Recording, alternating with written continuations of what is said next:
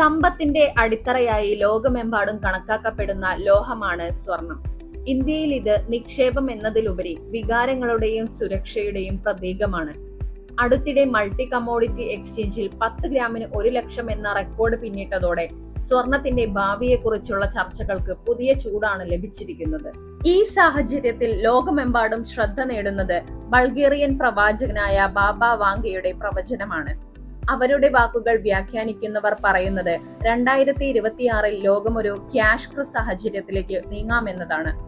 Banking തകരാറുകൾ, പണലഭ്യതയിലെ പ്രതിസന്ധി, പരമ്പരാഗത സാമ്പത്തിക സംവിധാനത്തിൽ വലിയ ചലനം എന്നൊക്കെയാണ് സൂചന. ഇതിഹാസം പറയുന്നത് വ്യക്തമാണ്.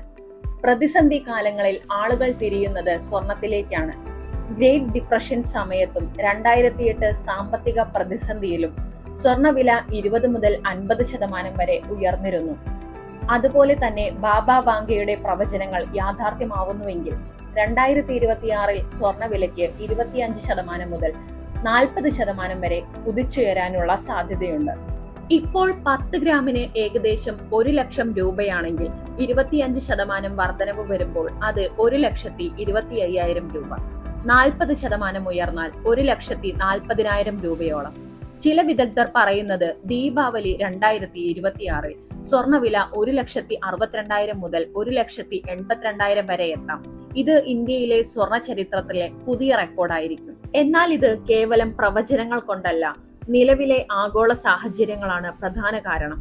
വ്യാപാര സംഘർഷങ്ങൾ, പണപ്പെരുപ്പം, ഭൗമരാഷ്ട്രീയ പിരിമുറുക്കങ്ങൾ എല്ലാം കൂടി ആഗോള സമ്പദ് വ്യവസ്ഥയെ ചെറുക്കുകയാണ്. അത്തരം കാലങ്ങളിൽ നിക്ഷേപകർക്ക് ഏറ്റവും സുരക്ഷിതമായ താവളം സ്വർണം തന്നെയാണ്. നിക്ഷേപകർ ശ്രദ്ധിക്കേണ്ടത് വൈവിധ്യവൽക്കരണമാണ്. നിങ്ങളുടെ മൊത്തം നിക്ഷേപത്തിൽ 10 മുതൽ 15% വരെ സ്വർണത്തിൽ നിക്ഷേപിക്കുക. ബാബ വാങ്കയുടെ പ്രവചനങ്ങൾ യാഥാർത്ഥ്യമാകുമോ എന്നത് കാലം തെളിയിക്കും.